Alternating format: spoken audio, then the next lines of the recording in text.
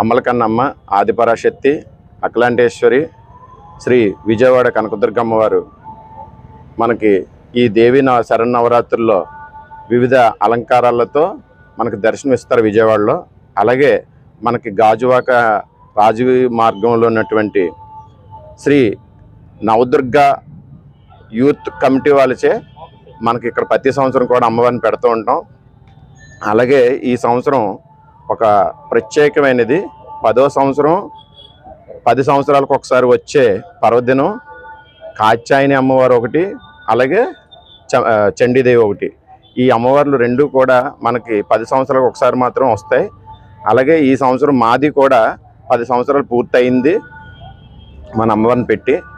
అలాగే ఇప్పుడు ఈ అమ్మవారు ఈరోజు కాత్యాయని అలంకారంలో విజయవాడలో ఏ విధంగా అయితే దర్శనమిస్తారో మనకి కూడా గాజువాకలో ఉన్నటువంటి ఈ అమ్మవారు కూడా రాజమార్గంలో ఉన్నటువంటి అమ్మవారు కాత్యాయని అమ్మవారిగా అలంకారంలో మనకి ఇక్కడ దర్శనమిస్తున్నారు.